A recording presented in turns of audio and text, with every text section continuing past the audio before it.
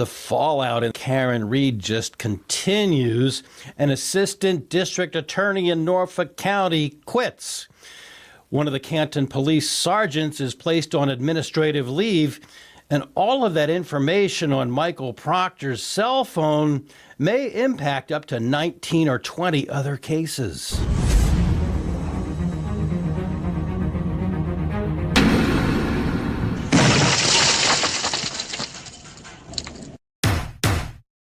You lost. And you know what you did. I'm Attorney Andrew Myers. This is About the Law. With me is California Attorney Yoli Medina. Yoli, how are you? Hello, I'm fine. How are you? That's good. I ask you that every week. You say one of these weeks you're going to say, "Stop asking me." I'm not fine. So, I was ready to walk away from the Karen Reed case, and I know we've had some comments. Oh, were you really? It just keeps happening. It just keeps happening. As I was preparing this episode with some other things like the 19, 20 cases that may be affected by the material on Michael Proctor's phone, one of the assistant district attorneys in Norfolk County resigned. Now, does any of this surprise you before we get into the weeds here? Well, no, not really. But, well, it does in some ways, but in other ways, it doesn't surprise me. Okay, let's get into the specifics. Right here, we are looking at, and I've got to make it just a little bit bigger so our fine viewers can read it. This is a filing in the Karen Reed case that was just made, and it is a notice of withdrawal of Caleb Schillinger. You'll notice that he is one of the attorneys that signed some of the pleadings, notably some of the appeal pleadings were signed off by him. Notice of withdrawal of Caleb Schillinger. Note this, it's dated November 6th. It's filed on November 7th. And it's effective the very next day. Undersigned counsel hereby withdraws his appearance for the Commonwealth in this case, as November 7th will be his last day with the Norfolk County District Attorney's Office. Wow. To the extent that there are any further pleadings, the Commonwealth continues to be represented by Assistant District Attorney Adam Lally and Laura McLaughlin, because you'll remember that after Hank Brennan cashed his check for $566,000, he signed out too. So I don't know. Do you make anything of this or not? Well, I don't know. I kind of feel like maybe he doesn't want to be associated with the prosecutor's office because they're getting a bad rap. And they're getting a bad rap because they did some shady things, I think. Yeah. Or is it just a standard kind of thing? Some of the best defense attorneys I know, and I do know a bunch of them, and you know who you are. If I've called you and asked you to come on this podcast and you've ghosted me or said no, but all that aside, some of the best defense attorneys I know are former prosecutors who worked for various district attorneys' offices, and, after they get their trial experiences, they move on. But I don't know, with so many dominoes falling, I don't know. One of the other things that happened in the fallout was that Sergeant Goode, Canton Police Sergeant Sean Goode, has been suspended for misconduct allegations as department faces turmoil after the Karen Reed trial. So that's interesting. It's interesting, but is it surprising? This is from the Boston Herald. It just came out a few days before we are recording this episode. And here's what the Herald said. The hits just keep coming for the Canton Police Department after their officers were grilled on the stand for their questionable tactics during the Karen Reed investigation. One of the department's cops has been suspended amid misconduct allegations. The town on October 24th was reportedly alerted to the misconduct allegations involving Sergeant Sean Goode, which was discovered during an investigation into a former member of a different law enforcement agency, Proctor. Immediately after becoming aware of the allegations, the town engaged in an independent investigator to conduct a thorough administrative investigation into the allegations of misconduct, the town and interim Canton Police Chief Joseph Perkins said in a statement. Sergeant Sean Goode was immediately placed on paid administrative leave pending the outcome of that internal affairs investigation, the statement reads. Quote, the town of Canton and the Canton Police Department take this matter very seriously, as this is an active and ongoing administrative investigation. No additional information is available for release at this time. Goode took home $205,787 in 2023. Not a bad salary, I might say. On the night of John O'Keefe's death, he was supervising the Canton Police Department's overnight patrol and was specifically assigned to the dispatch center. He was the third cop on scene and testified Reed was making suicidal statements there. I remember that from the trial. There's only one other paragraph that I thought was interesting. In the town of Canton's initial press release about the officer's suspension, the town said it could not share confidential personnel information due to laws governing employee privacy. Canton officials did not identify Goode in the initial release. Hours later, his name was revealed in the second press release from the town on Monday. I remember that. I remember that day. That day because some of the reporters that are really, some of the Boston press has given this case and the fallout a good leaving alone. But there are reporters in Boston that are really on top of it, and they pretty much knew who they were talking about, which I thought was interesting. Could this be, could Goode be a recipient of some of the text exchanges with Proctor? That's what I'm thinking. That's a really good question. I think the answer is yes, but we don't know. It hasn't been said. But I mean, yeah, Proctor is said to have had, hundreds of thousands of texts going all the way back to 2013. And it's reported that they were racist and homophobic. And, there are a bunch of people. That's a good point that you raised, because there are a bunch of people that were in the chain of those texts, including Buchanan, who was, he was only slapped on the wrist with like 5 days off. So I would put my money on what you just said. I would think that that's probably what happened. The other huge news is what came out of the investigation into Mr. Proctor. Karen Reed's federal investigation impacts more cases than previously thought.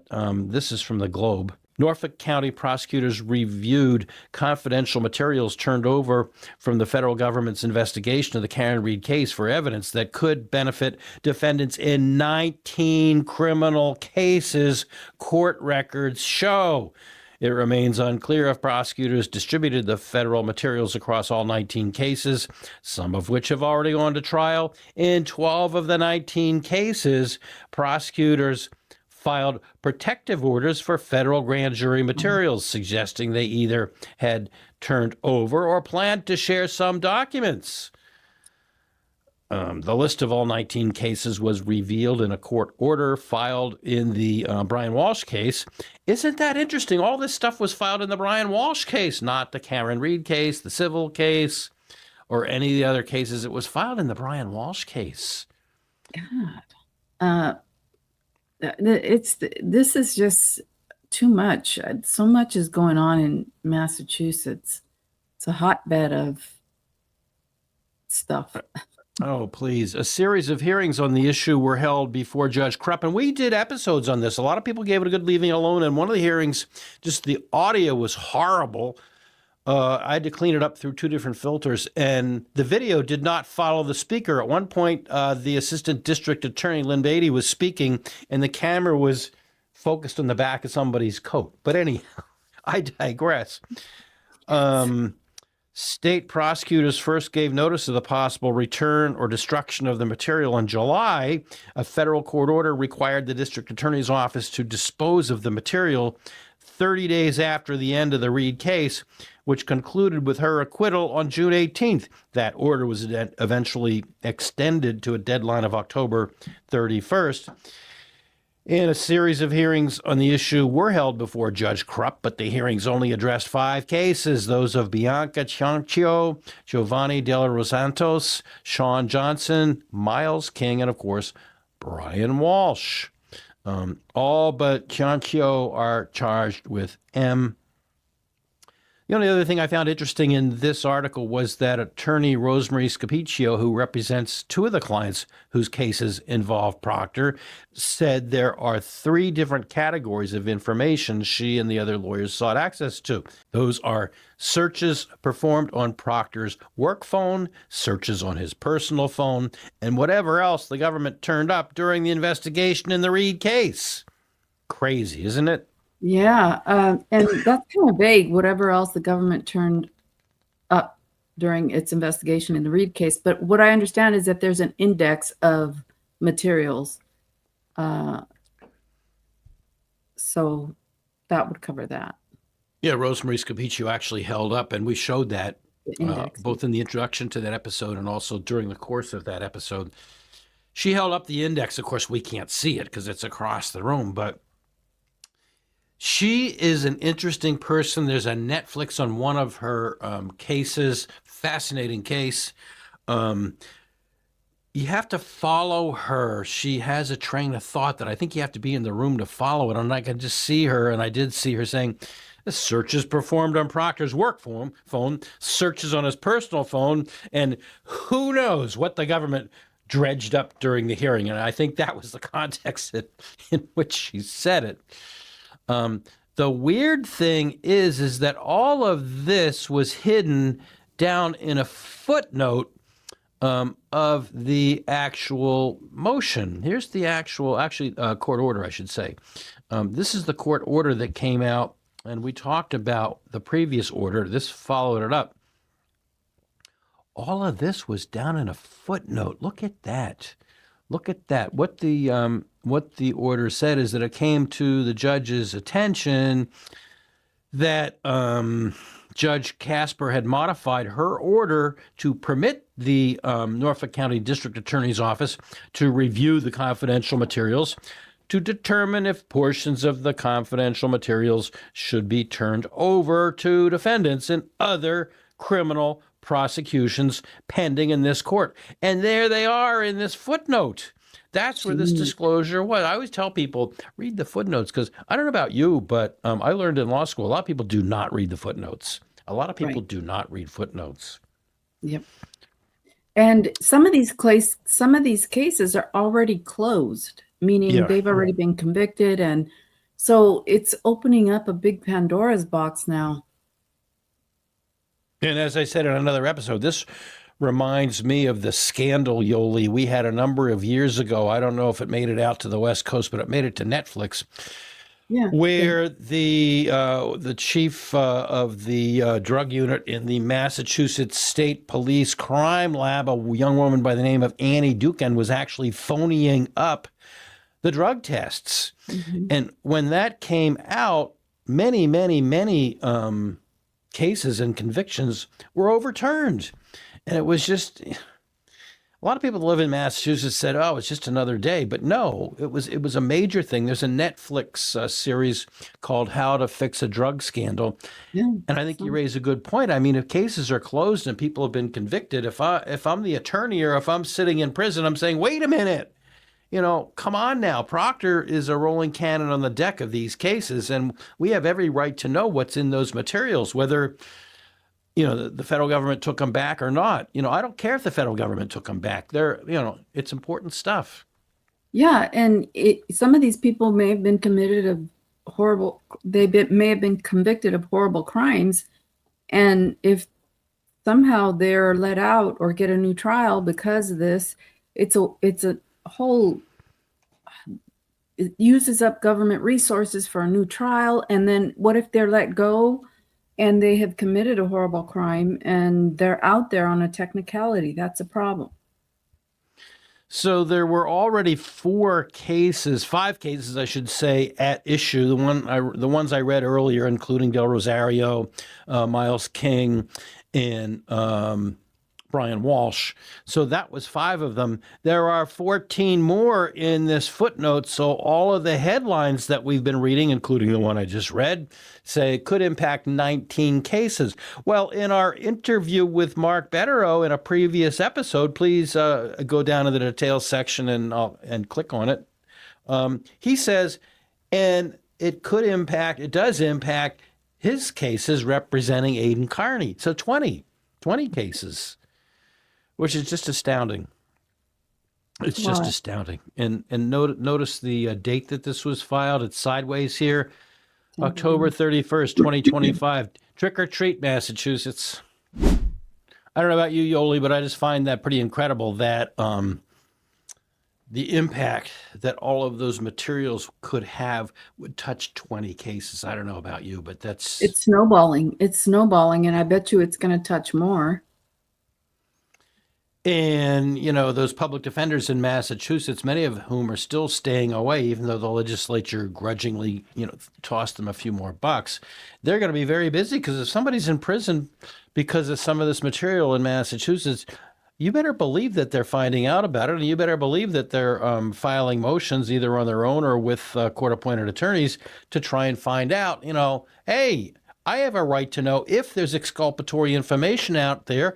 I have a right under the United States Constitution and the Massachusetts Declaration of Rights. That's what Massachusetts calls their Constitution, the Declaration of Rights. And it actually, in many cases, provides more rights to those who are accused of crimes than the federal Constitution. Right. It just seems to me that this has to unravel itself. And maybe it's a good thing because things will change, hopefully. Maybe this will cause change. With scandal after scandal after scandal in the 50 years that I've lived in and around Boston and Massachusetts, people have always said, maybe things will change. Maybe things will change. Maybe things will change. But remember back in the 1930s, I believe it was, Boston elected Mayor Curley from a jail cell. Remember that it was the corrupt FBI in the 1980s that shielded Whitey Bulger, later convicted of serial killing. And in fact, the head of the Boston FBI office gave Whitey a tip to get out of town. They were going to get him. Bear in mind that back in the 70s, a couple of Massachusetts senators did jail time for taking kickbacks on the construction of a UMass campus. So a lot of people say, yeah, maybe things will change. Yeah, you remind me of that. Down in the comments, am I too much of a skeptic? Am I too much of a skeptic to point out all of that and to think that in Massachusetts, nothing's going to change? You don't think so? I mean, look at this. It's spreading. I mean, it's just impacting so many cases. It's got to change, I think. A Boston City Councilor just pled guilty to some similar charges. I mean, it's just endemic in Massachusetts. You think Chicago's corrupt? Nuh-uh. Watch Massachusetts. In any event, getting back to the Karen Read case and the fallout from the Karen Read case, do you remember that back in July, after Karen was acquitted from all of the major charges on June 18th, back in late July, her attorneys filed a motion to unseal the transcripts of all of those sidebars. It's never happened. It's never happened. They filed. It hasn't been ruled on, right? It hasn't been. No, it's never been ruled on. And I would argue, and Mark Bederow did a better job arguing it in our previous episode where he was a guest, and I'll link it down below. He made a better argument that it's really in the public interest that, you watched some of that trial. I watched both of them, pretty much gavel to gavel. I couldn't watch it during the day because I'm still attempting to practice law. But at night I would go home and watch YouTube, and there it was, so you could watch it all. And there were so many sidebars. Sometimes it was hard to follow the trial because there were so many sidebars. And the good thing watching it on YouTube was that you could, on replay, you could fast forward it to the end of the sidebar. And sometimes that did make things go a little bit more quickly because there were so many sidebars. And I agree with what Bederow said, is that I think the public has a right to know what happened in those sidebars. I know it's really bizarre. It's a court transcript. I mean, if Karen Reed had gotten convicted, she would be entitled to the court transcript for an appeal. Absolutely. So it should be public information. This is not anything to do with privacy. If it does have something to do with privacy, like somebody's medical records, like Bederow was saying, well, a medical condition of a third party, something like that. But Sure. those are rare. That's rare. I mean, it's things that there should be the presumption of openness, transparency, and it seems like in the cases that we've been covering, there seems to be a lot of secrecy, and it really creates people to speculate, and speculation after speculation, eventually things, oh, did you hear that so and so? And it's not even true. It's just creates. Along the lines of what you just said, that had Karen Reed been convicted, and she wasn't, and a lot of us believe that that was the correct ruling in both of the trials, yes, absolutely, those transcripts would have been made available to everyone, most particularly the appellate attorney who screens through material like that, because oftentimes many of the appeal issues are evidentiary rulings, and that is primarily, not entirely, but primarily what came out of those sidebars. And, over and above that, as important as that is, my argument, which is a lesser argument, is that those of us in the litigation community like to read how courts deal with evidentiary issues.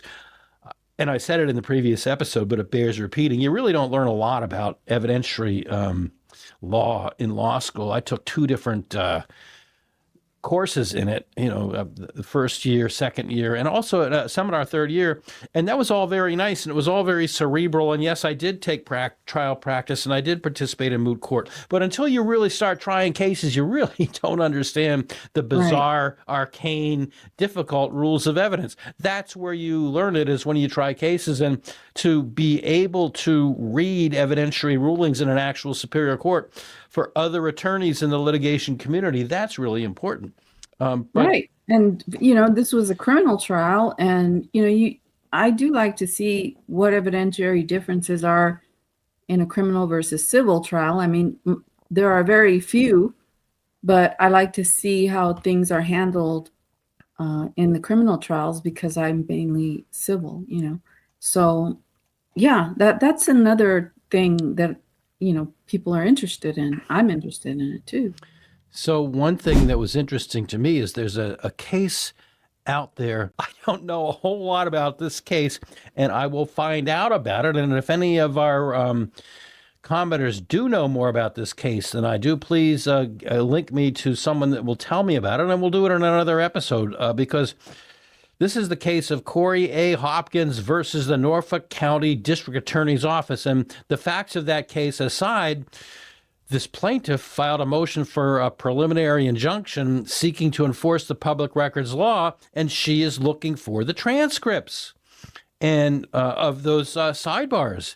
And she is arguing that under the public records law, the Superior Court shall, when feasible, expedite the processing. A motion for a preliminary injunction should be made in a lawsuit filed pursuant to the law, and that's precisely how an issue under the public records statute is best addressed. And so she is alleging that the court has violated the public records law in Massachusetts. She seeks the transcripts of sidebars, the sidebar transcripts, that occurred during the 2 trials in the Commonwealth versus Karen Reed case. The Norfolk County District Attorney's Office denied the plaintiff's request for the sidebar transcripts on the grounds that they are subject to an impoundment order in the criminal case. However, by its own express terms, the relevant impoundment order has expired plaintiff, their boy, seeks an order from this court requiring the district attorney to satisfy the public records law and to produce the sidebar transcripts.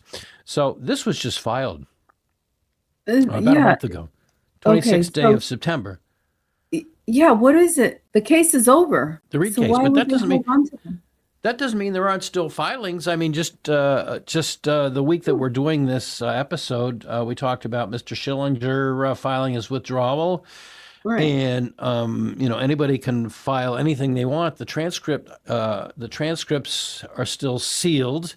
Why? The case is over. Obviously, there will be no appeal. But on the other hand, now this plaintiff in a whole separate lawsuit is saying, hey, we want to know. And the court in Norfolk County Superior Court is violating the Massachusetts public records law. So I just found that interesting. That Because the case is over. Why would they want to keep? Oh, it sounds familiar. It sounds like the Koberger case where they're just trying to keep things sealed after the case is done with. For what purpose? So where we started off this episode saying the fallout from the Karen Reed case continues, it's bleeding over into even civil cases. That we talked about 1920 criminal cases. Now we're talking about a civil case. So I found that interesting. It's amazing, the focus and the attention and just the astonishing events of the trials plural just continue to boggle my mind as one mere observer and member of the Massachusetts Bar. I think we all need to shake our heads and kind of wonder what's going on. Well, yeah. Go ahead. I mean, I said, yeah, we got to wonder what's going on and try to expose it only so that it can change. But I know you're not too hopeful that things will change. No. I'm more hopeful than you.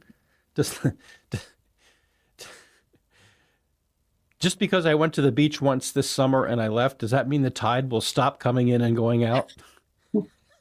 I doubt it. I seriously doubt it. Let's see what our commenters have to say. Hopefully they'll have something more intelligent than that to say. Do you want to take the odds or the evens this week? I'll take the evens. Oh, okay. So let me see sometimes we put these together pretty quickly. So sometimes the pictures are not going to match the words, but Custer Crazy Horse says, why would the government destroy evidence in its possession? The very same reason that criminals destroy and get rid of evidence, to not get caught. That's a good point. Yeah. Why cover it all up? What's in there? Yeah. Okay, this is from Jazzy Cat. Another great discussion. What an embarrassment this is for Norfolk County.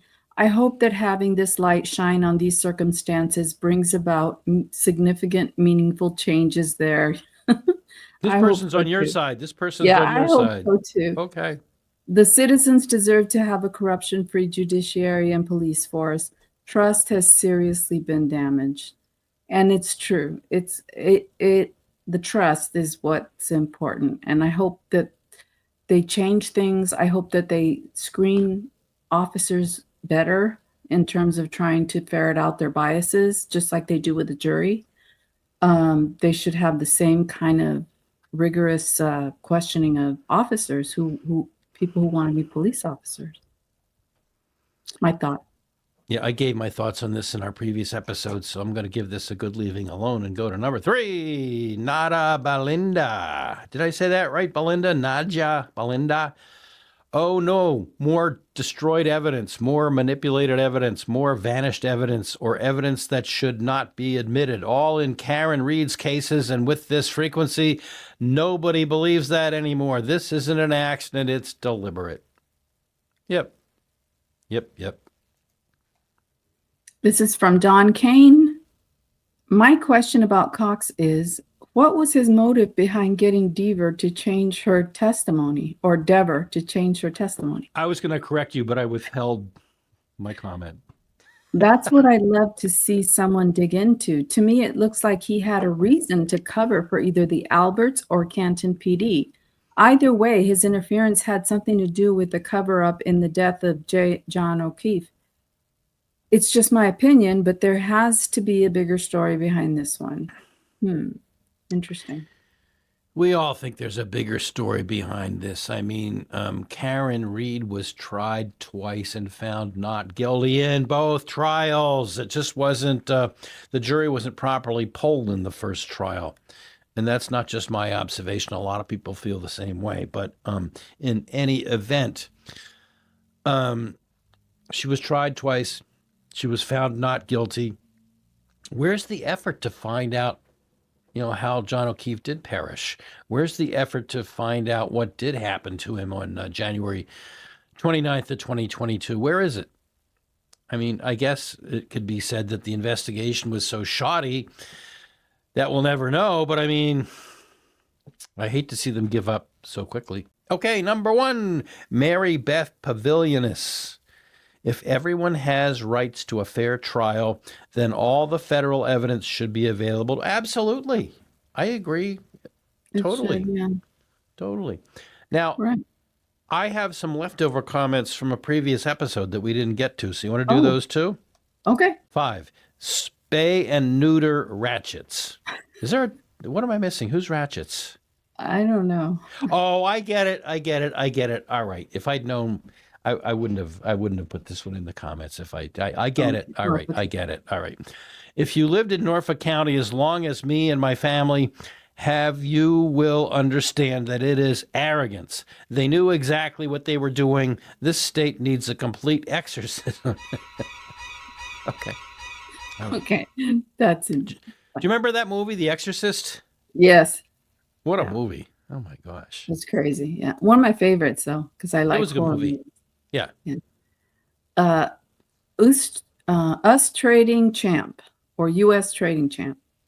Kelly Dever was the star defense witness. Her fake memory story sealed the deal, in case they hadn't noticed hellbound Bev's corrupt motives on a daily basis.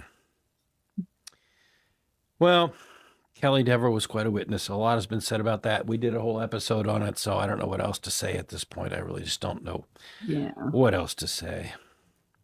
Number 3, Mrs. Jim Morrison. Mrs. Jim Morrison is kind of a regular with us. Remember, Bev was able to review the federal material in the Reed case. Both Bev and Prosecutor Laura McLaughlin both said there was no exculpatory material in those documents. That was a LIE. Now the defense has to rely on the same prosecutor that had no issue lying to the judge in the Reed matter.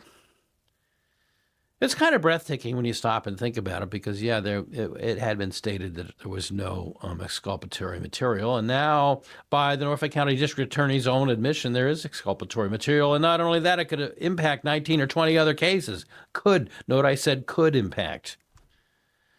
Because I notice no matter what we say, there are people that if any interpretation from what we say could be misinterpreted, it's down in the comments. And I'm not discouraging people from making comments. Let us know. This is from Ben's YNYC or Benzine, New York City. There you go. I think that's who it is. Yeah. How can you return docs to federal government if it's shut down? We don't do politics on this channel. But you know what? That's actually Mickey Stein's down in the corner. I thought that was appropriate for someone to be, I didn't remove that from a previous episode that somebody's going, we don't do politics on here, but does everybody out there realize that all of the members of Congress, the House and the Senate, they're still collecting their pay? Now, a couple of them, it's true, said, I won't accept my pay. I'll turn it back in.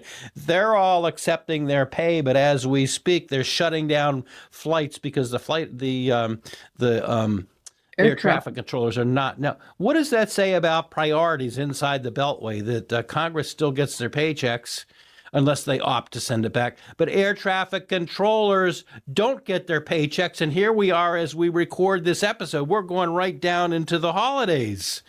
I mean, It's just nuts. Okay. No politics, people, please. No politics. I apologize. Your Okay. turn. Custer Crazy Horse. Let's be clear. There is evidence. The government signed the Constitution stating people had the right to a fair trial, and the government is going to destroy evidence that could give someone a fair trial. I don't trust the people in government and never will again.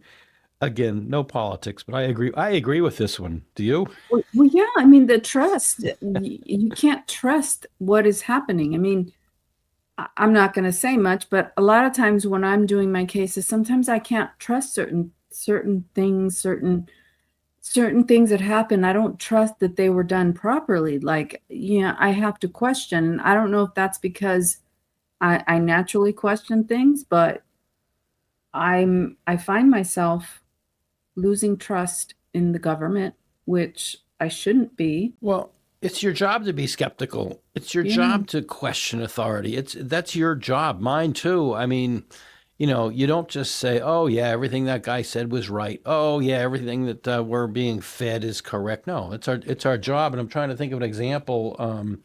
During the Karen Reed trial, some of the Commonwealth's experts, and I want to give you a specific example now, but some of them would get up and give their testimony, and I'd go, "Wow." And then Robert Alisi would get up and he would tear him to ribbons. So a guy like that is my hero. Not that I haven't cross-examined some experts in my day, but that guy just exemplifies, question everything from, where they went to school. Because guess what? They lied. That You still, you still can't get over that one, can you? no, because if I did that here, it would never happen here. That's for sure. I don't know how that could happen. And it was on behalf of the Commonwealth that this guy says had it on his resume that he has a bachelor's and he doesn't. And it's just wrong. But sometimes when you question, you'll get an explanation that makes sense. Like in the earlier episode when I was talking to Mr. Bederow about the 1983 claims and the civil case and all of that. And he gave a good explanation about why it makes sense to combine all of them.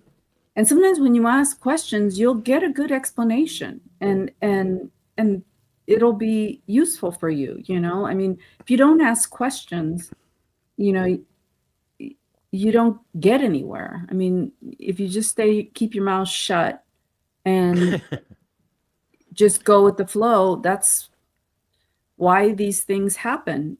That's why, people who receive texts that are racist or homophobic or, sexual, well, I don't know if I can say that, but smexual, and do nothing about it and don't say anything. These officers must have received texts from Proctor, and if they don't say anything or they don't question it or they don't go to their authorities and say, "Hey, look, this,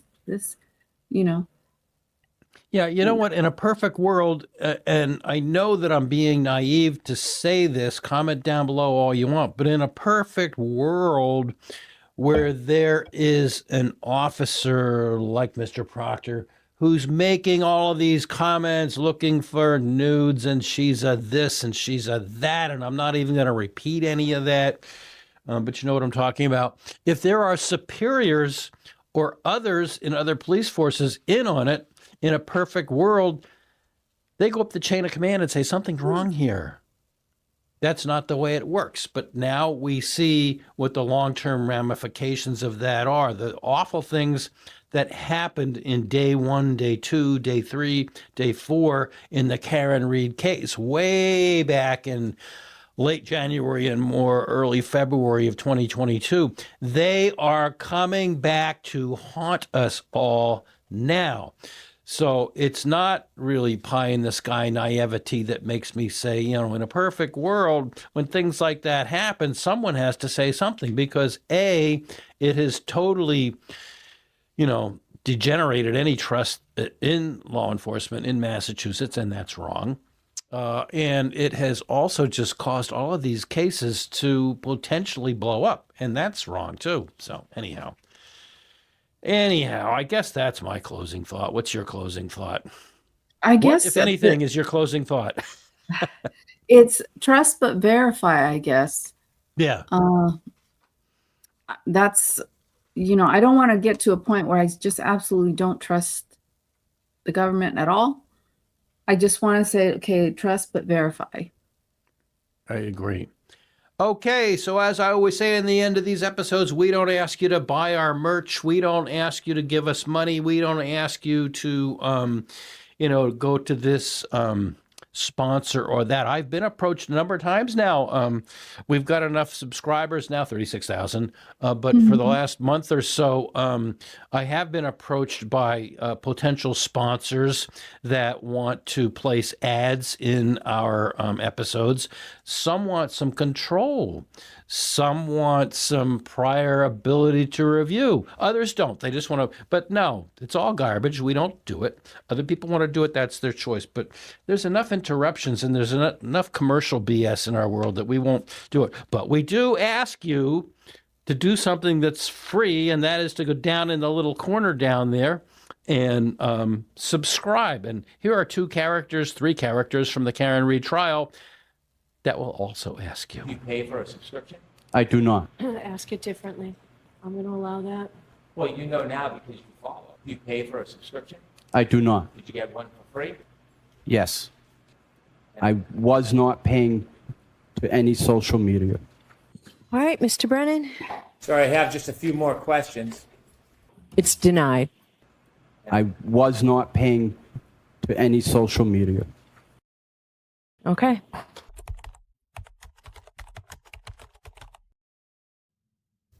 Yoli, we got a couple of complaints down in the comments section. They didn't like that little piece that I've been playing now because they found the voices of Judge Cannoni and Hank Brennan to be grating. So here's what I'll do. As soon as we reach 50,000, I'll stop running it. So please like, subscribe, share. And as soon as we get 50,000 subscribers, I'll stop running it. I'll put it in the dustbin of history. Oh, good. Okay. Because those You don't voices, like it either, do you? well, the voice, no, I like it. I think it's very clever.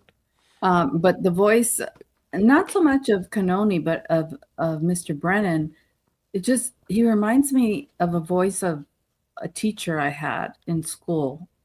Who you didn't like? In elementary school. And he was a math teacher. All right, I'll allow it. All right, I'll allow it. For our viewers who have been with us through this entire episode, let's see, what would be our emoji if they've watched the entire episode this week? I'm trying to think of one. Let's see. I thought of Fallout, but I couldn't find an emoji for Fallout. Let's see. How about a mess? A what? Messy. Is there an I don't emoji know. for a mess? No, I don't think so. I don't know either. It is How about hamburgers? All right, hamburgers. Hamburgers. Co-burgers. No, hamburgers. Hamburgers, not co-workers. All right, Yoli, thanks. Thank All you. right. Thank you for all of our great viewers out there. Please like, subscribe, share, and be nice. Whether you are in the grocery store, the gas station, or anywhere else, please remember to be kind to people. You don't know what they're going through. And the same goes for our comments section. We want you to comment, but be nice, be kind, be positive if you can. And thank you for watching. Be sure to like and subscribe. Have a good one.